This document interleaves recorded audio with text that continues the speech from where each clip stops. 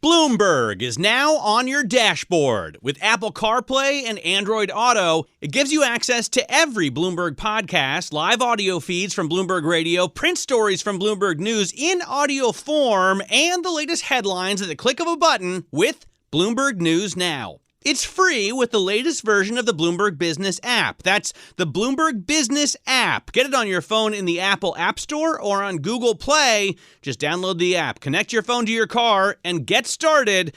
And it's all presented by our sponsor, Interactive Brokers. Welcome to the Bloomberg Markets Podcast. I'm Paul Sweeney, alongside my co-host, Matt Miller. Every business day, we bring you interviews from CEOs, market pros, and Bloomberg experts, along with essential market-moving news. Find the Bloomberg Markets Podcast on Apple Podcasts or wherever you listen to podcasts and at Bloomberg.com/podcast. All right, let's get a sense here of kind of how this is playing out in terms of retail sales, holiday shopping. I tell you, my train was pretty full today with people. They were not coming into work. I think they were coming in to shop. Agreed. But let's check in with Julie Van Ullen. She's the Chief Revenue Officer at Rakuten. Julie, thanks so much for joining us here on Zoom here. You guys see kind of retail sales at the store level, and you kind of aggregated it up to kind of some big macro call here. How do you think the holiday shopping season is going to unwind this year? Because there's some stress on the consumer out there. Yeah, well, I got to tell you guys, I am so excited with what I woke up to see today from a trend standpoint on our site. What we're seeing is that this is, I think the technical term has to be just a thoroughly bonkers year in terms of retailers and brands competing for consumer dollars in the form of promotions on their own sites and then layering on cash back and other incentives. And on the consumer front, already this morning, we're seeing a significant increase in shopping trips year over year.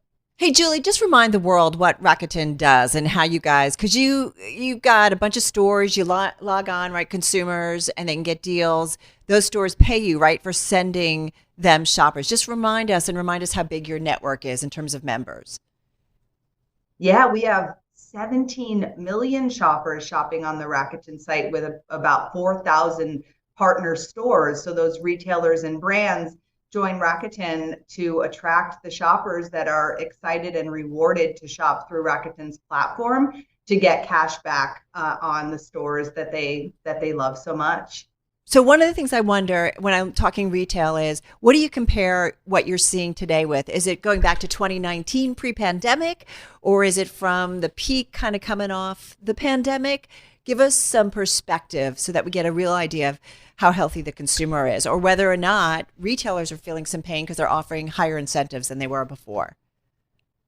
It's a great question. And I think it comes down to it being a very different year this year than it has been for the last two, because from a consumer standpoint, coming out of COVID, there were a lot of people who saved up dollars, right? So for the last couple of years, there was a pull forward of the holiday shopping season where consumers were shopping starting in October for gifting, and retailers met them where they were, and there was a spread of the amount of offers that were in market and discounts throughout the year.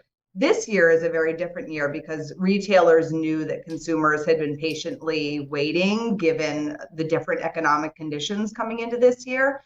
So it's very, very consolidated around Black Friday, Cyber Monday, and essentially really the next 5 days.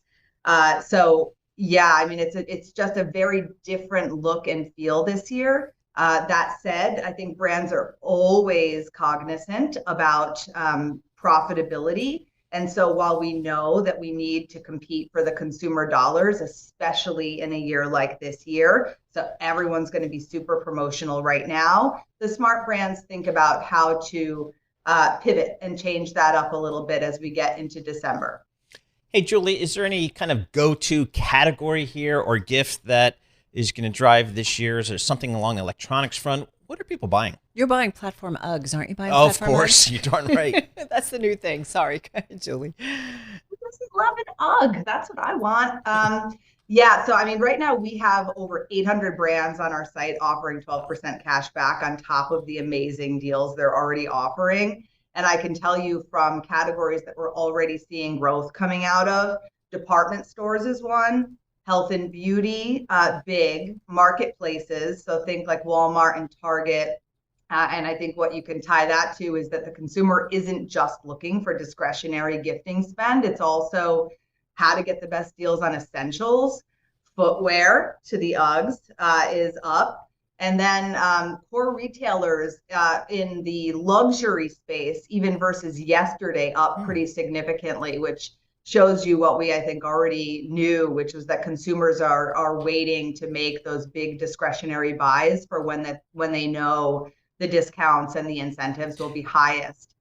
And then probably most interestingly, the unconventional category of travel is up high, which again, high price point, consumers waiting for those deals. It feels like we're all waiting for discounts more now. Yeah. Again, Paul. I think we've been trained that way. Yeah, but it felt like the retailer companies were in the driver's seat, Julie, for a while, and it feels like it's been reversing because it feels like consumers are more and more pinched. We had a great story about even those making like $100,000 that they're kind of trading down and being a lot more cautious when it comes to shopping. And I feel like so many retailers have come out, right? Mm-hmm. Walmart among them, but even, I feel like some higher end have run into some trouble here. So it does feel like increasingly all consumers are feeling a bit pinched. Certainly. I mean, core inflation, student loan debt repayments. I mean, there's something affects everybody, right? And it just drives concerns. This year was definitely a year that we knew that consumers were holding on to their dollars. It's definitely different than the last couple of years. But that said, it's not sustainable for retailers and brands to be this promotional all year. That's why we have the partners that we do, because things like cashback can be a great incentive for brands to help create rewards for shoppers to even pay full price as we exit this highly promotional period. Hey, Julie, after my 5 hours of radio today, I will walk to Penn Station and I'll walk down Fifth Avenue. I'll walk down Madison Avenue. And I pass by a lot of luxury brand stores. How's luxury these days? Luxury is a really interesting category. And like I said, we see that up today. But I think once you dig a little bit deeper into the luxury shopper, the core luxury high-end shoppers are not the ones that are driving growth right now from what we see. It's not to say that they won't come back and spend, but a lot of those super high-end handbags are a little bit more expensive this year than they used to be. And I think what you see is a more aspirational shopper looking at buying, making these purchases that are an investment for them. So a younger, more aspirational shopper, which really creates an interesting pathway for these brands to welcome new and exciting shoppers to their brands, buying the high-end goods, but they're also carving off parts of their businesses like beauty to be more discount driven, to be more promotional in terms of price points in order to usher the new shoppers their way. So Julie, too early to kind of come out and say, all right, this is going to be the winner for this holiday shopping season? Because it sounds like from what you say, we're going to get a good feel of consumer shopping in the next week or so, and then it might trail off a little bit. So 30 seconds, who do you think is going to be the winner? I mean, everyone's going to be the winner if they know how to pivot. I think that's at the end of the day, we're going to see a tremendous amount of shopping happening over the next couple of days. But then what happens after that? Are there inventory gluts that need to be offloaded through incentives? Do we need to incentivize folks to get in store through buy online, pick up in store? It's all about reaction. All right, Julie, thank you so much for joining us. Julie Van Ullen, she's a Chief Revenue Officer, Rakuten. You're listening to The Tape, Cantor Live program, Bloomberg Markets, weekdays at 10 a.m. Eastern on Bloomberg.com, the iHeartRadio app, and the Bloomberg Business app, or listen on demand wherever you get your podcasts. Paul, we talk so much about people continuing to spend on experiences rather than buy stuff. And I feel like our next guest has a great window into all of that. SodexoLIVE, it's the hospitality partner to global venues. They've had a lot going on this year, everything from hosting the Formula One Miami Grand Prix at Hard Rock Stadium, the 2023 MLB All-Star Game at Seattle's T-Mobile Park, to events at convention centers, cultural attractions, and an airport lounge business, which if you've been to an airport lounge, they are packed. Yep, they are. All right, so let's get to it. With us is Belinda Oakley, CEO at SodexoLIVE, joining us on Zoom on this Friday. Great to have you here, Belinda. Your first year on the job, what's that been like? Oh, hi, everyone. Hi, Carol. Hi, Paul. And happy Thanksgiving. The first year has been a whirlwind, but what a great time to be in the live events business.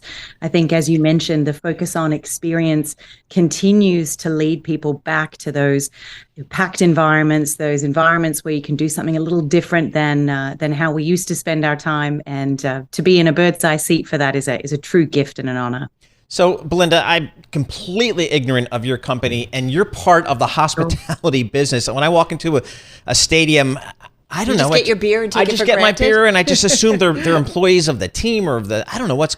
You guys have 400,000 employees at 50 sites all over the world. Just amazing. Can you tell us about kind of coming out of the pandemic? What are you seeing in your business? Because again, it seems like everybody just wants to get out, and they've been getting out over the past couple of years and going to big events and maybe, ticking off bucket list items. What have you seen in your business? Yeah, look, you said a few things there that I'll jump on. I think first and foremost, if you're going to a game and you're getting your beer and your hot dog and back to your seat, then that's what's supposed to happen. Yeah, I think you shouldn't spend too much time thinking about the magic behind the scenes that makes it all happen. But as you mentioned, we are fortunate. We have about 20,000 associates just in the sports and leisure division across about 150 venues just here in the US and Canada. And it takes a lot to make that magic happen. And in a way that as a fan, you get to focus on what you're there to experience, and that food and beverage just is an augmentation to a great service experience. But I think first and foremost, as you mentioned, the hospitality industry has changed greatly, obviously through the pandemic. We see a real shift in who is working in hospitality, obviously with the unemployment rate getting back to a lower level. The labor market is still tight, and finding those folks who have a love of being a part of live events is a different challenge than what we were facing before COVID. I think in terms of what we're seeing from consumers, it's fascinating, whether it's the pitch clock changes in MLB, whether it's the introduction of autonomous experiences where you can get your beer and your hot dog and sometimes not even speak to an individual. We are seeing that consumers still want to be back in those big live environments.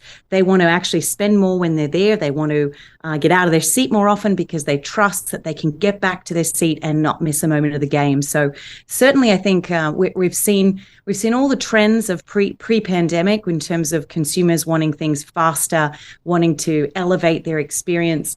We're just seeing it all moving at a more rapid pace. Belinda, I'm curious about the labor component side of it, because you say it's still tight, although we're starting to see some signs of maybe a little bit of softening, but I agree, it's still a tight labor market. I increasingly, on the retail side, if I'm shopping, I'm more and more often checking myself out, even taking off security tabs.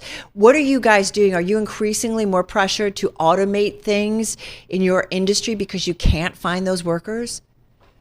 Look, it's funny. I think there was a lot of fear, certainly a few years ago, that automizing the retail experience or the consumer experience was going to take hospitality jobs away. But what's interesting is we are seeing we've got the same number of individuals employed. If you take somewhere like the Mariners T-Mobile Stadium in Seattle, we have 4 autonomous retail environments by Amazon just walk out.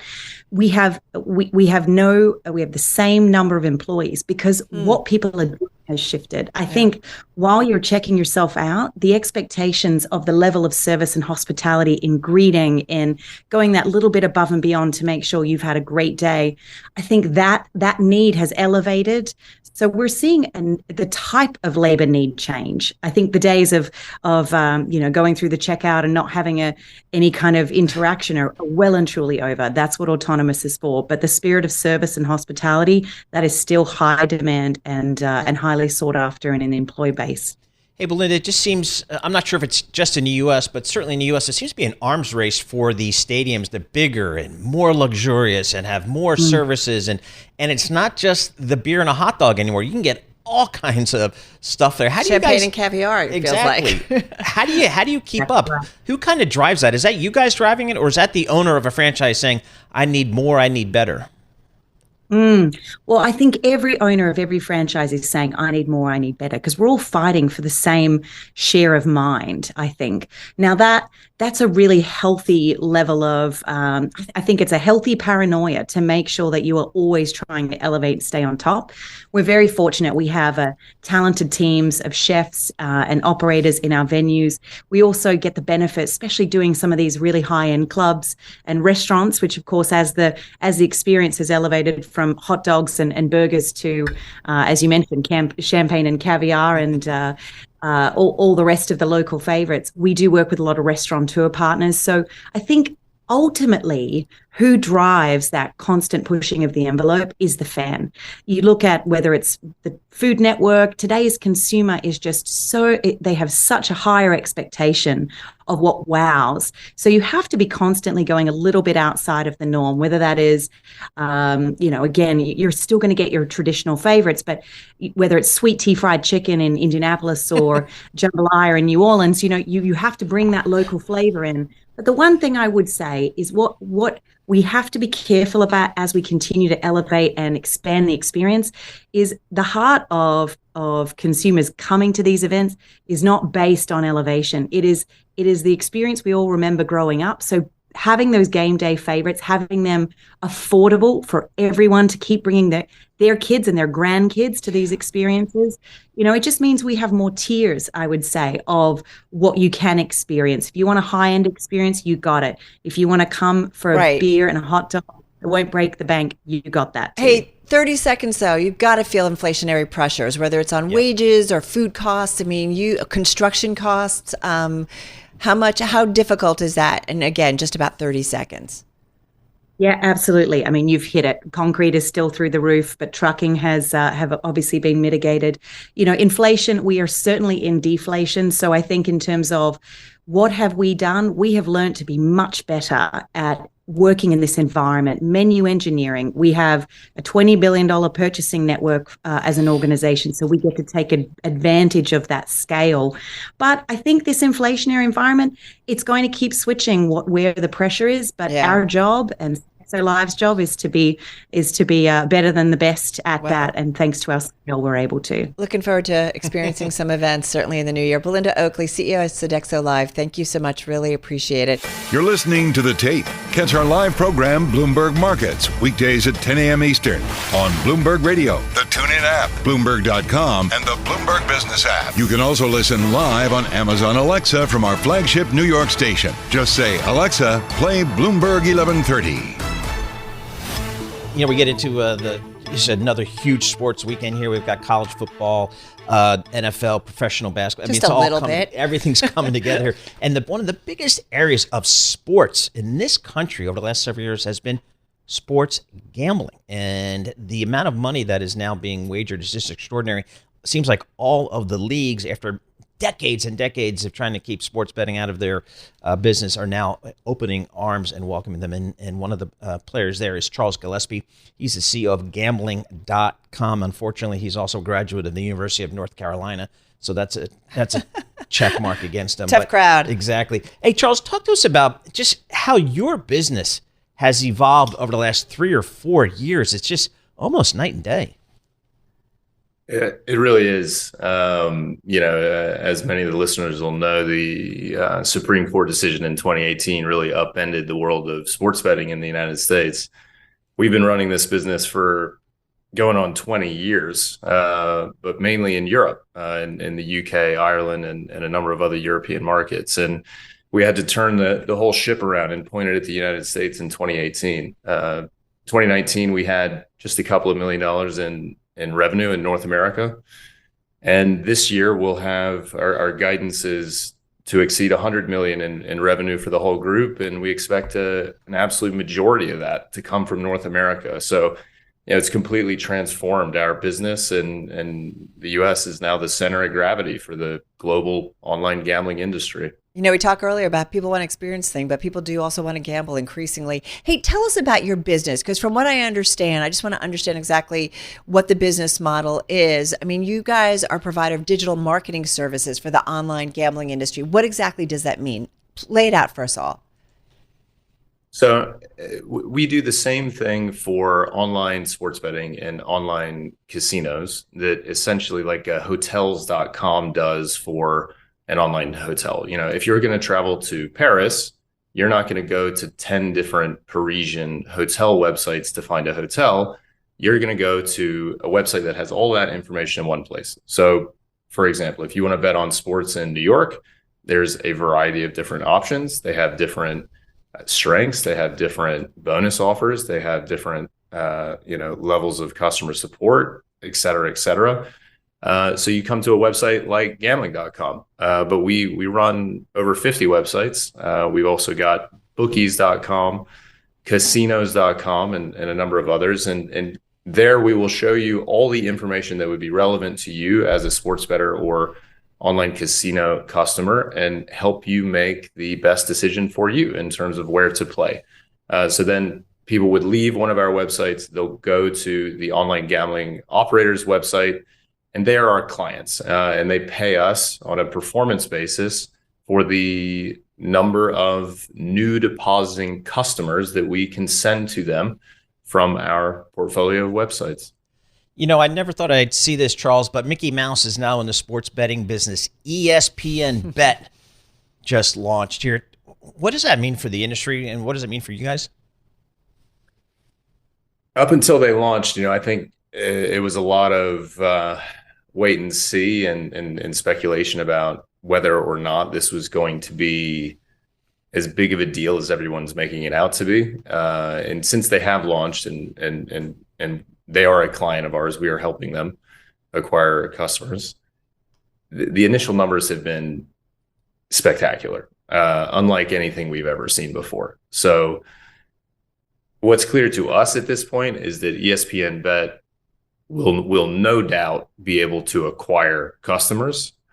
And the next question is, will they be able to retain those customers? Will they stick around? Will they like the product? Will they get the right sort of CRM engagement to make sure that they're not just there to kick the tires once, but that they actually become long-term customers? And if they do that, they will be a major force to be reckoned with in the United States. I'm thinking if I was a gambling AI chatbot, I would want to be linked into you because you probably have a lot of data and information on gambling trends. Give me an idea, first of all, of like, what is it that people really, really want to bet on? Where's the most activity seemingly happening, or at least the inquiries based on what you guys are seeing? Give me an idea. And I'm curious, too, take it to the next level, generative AI, how it plays into your business. Yeah. Well, people bet on the biggest sports in America, obviously. It's NFL and it's NBA. For an NFL event, you'll get more, betting on the match than you would on anything else. But, there's a lot more NBA games and there's a lot more MLB games than there are NFL games. So in aggregate, that can total to more than NFL. But, on a kind of per match event, you'll see the most handle on that. Generative AI for us has been fantastic. We've used it internally to streamline a lot of our internal process in terms of producing content. We employ hundreds of people internally and hundreds more externally to make sure that we have the best content on the internet when it comes to anything related to gambling.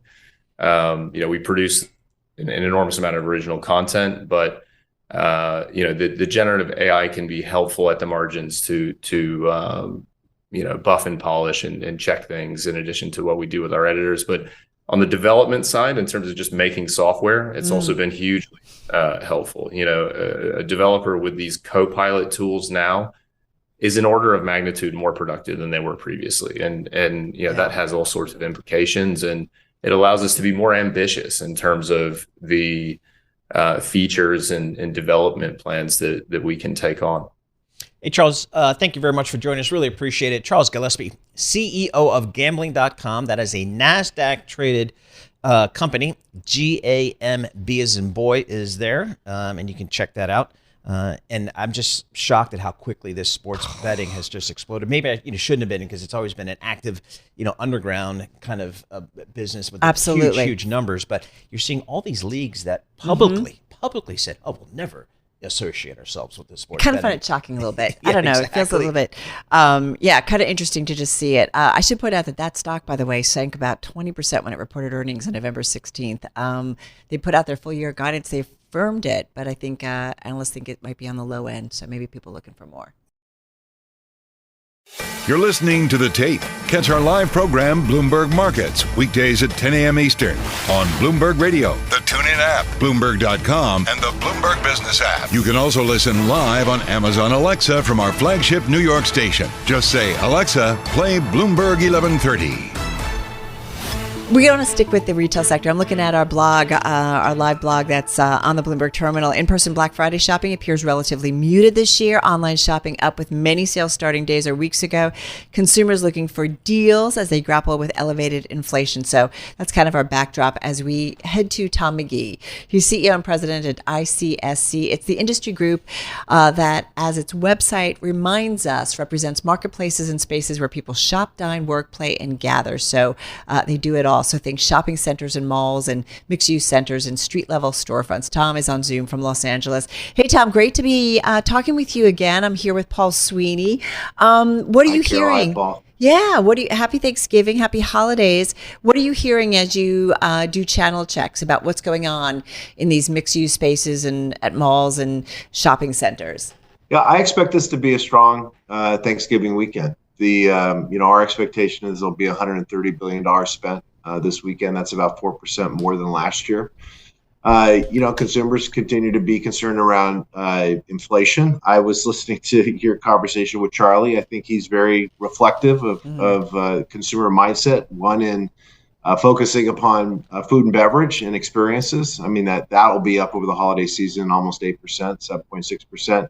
But looking at discounts, there's going to be a lot of promotions this weekend. And I think that will drive a lot of traffic, both in person and online. We heard that from our earlier guest. With the concern, with the concern around pricing and inflation, retailers are going to lean in. This will be a heavy promotion year as consumers are price sensitive. Yay.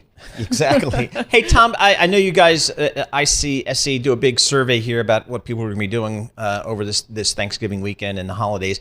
Are people going to be going to stores? I mean, do people still do that, or is it just point and click? No, people go to stores. If people don't go to stores, the communities would not flourish around the country. So we represent everything, as Carol's introduction suggested, street retail in every neighborhood across the United States to large regional malls. And so people will go out shopping. 90% of consumers will hit a store over this holiday season. I think discount department stores will clearly be the biggest winners over the holiday because of the concern around pricing. We've seen that trend over the course of the year. And gift cards will be, highly sought after. The big trend in retail, as we've talked about in the past, is the integration between the physical and digital worlds. Retailers are somewhat agnostic as to where you buy the product, where you initiate the transaction. They would, however, prefer you go to the store to pick it up. That's the most profit effective way for them to serve their consumer.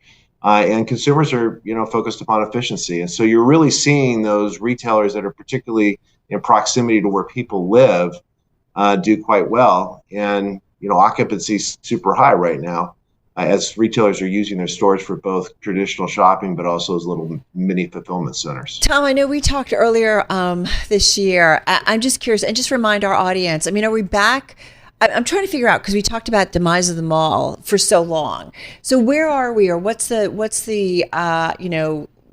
data point that you kind of compare where today is to where it was that's important and gives us kind of some smart perspective?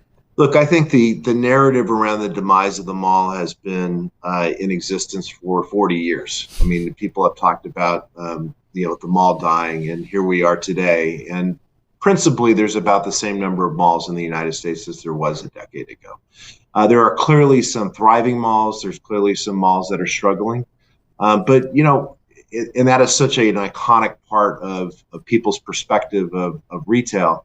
But it's a relatively small percentage of the total retail square footage in the United States. That said, occupancy in malls across the entire sector is in the mid 80%. Class A malls, high-end malls are doing much, much better than that. And then open air retail, everything from grocery anchored retail in suburban America to Target and Costco and Walmart anchored retail, that's in the mid to high 90%. And so physical retail, there has been no really new supply put on the market since the great financial crisis. And yet retail sales have almost doubled over that period of time. And so, there's really a lack of supply in the market for the demand for physical space that retailers want. But clearly open air retail in proximity to where people live is particularly strong right now. Tom, are there any hot categories of purchases this season, or maybe products that are kind of getting the attention of retailers? Well, obviously it's the holiday season, so I think that toys and electronics will always be in vogue. But I think the category that's going to do particularly well, the part of retail that's going to do particularly well is discount. Discount retail is going to do well because consumers are very price conscious, and people do. It's hard, as Charlie suggested, to know exactly what to buy, even when it's somebody you've known for 3 decades. And so I think gift cards are often, very, very, are quite frankly the most popular gift category because people want to give the recipient the flexibility to buy what they want. Well, apparently, if you've got young kids in your life, the Squishmallow, a plush stuffed animal, our live retail sales blog, apparently at a Virginia Walmart, Charlottesville, 3 customers asked about the $5 Squishmallow. Am I saying it right? In a matter of minutes. Apparently, they've sold out. And it's just kind of this squishy little pillow. I don't know. That seems to be it. Well, it is interesting. I do wonder about the toy retailers, right? There's so much you can buy online here. What are you hearing about that sector specifically? Well, I think you're right. I think the toy sector has been, it's been disruptive for the last 20 years or so, right? Yeah. In multiple dimensions, one online, but also back to discount retailers, discount department stores. I mean, obviously they've grown out their toy space, amount of space devoted to toys. And so a toy specific retailer is going to be challenged because they're getting competition in multiple fronts. That said, specialty retail, if it's unique and it provides an experience, could do quite well, but kind of the mass merchant toy retailer is really not, it's not the same as it was 20 years ago or even 40 years ago when we were growing up. I remember going to the Sears and it was like the Barbie aisle and it was like, whoa, you walk down. It was pretty cool stuff. It's a very different environment today, Paul. Yeah. Hey, Tom, if I actually find myself in a store, and it's a very low probability that that's going to happen, am I going to find stuff on the shelves? How's the inventory, supply chain, all that stuff? Yeah, of course you will. I think, one thing, it's just implicit in your question. I don't know exactly where you live, Paul, but I think that it's important to recognize that New York City and Manhattan is its own ecosystem. And there is clearly a lot of people that shop online in Manhattan for a variety of reasons. Yep. But when you get off the island and you go to the rest of America, people do go to stores. And that is still by far the most popular way to shop in suburban America. And of course, remember what's happened in the course of the pandemic is people have moved back to the suburbs. Suburban retail, suburban real estate is back in vogue. And so people will go out in masses to the stores this weekend. And the supply chain issues that were experienced at the height of the pandemic have really, retailers have kind of managed their way through that. So I don't think that's going to be an issue.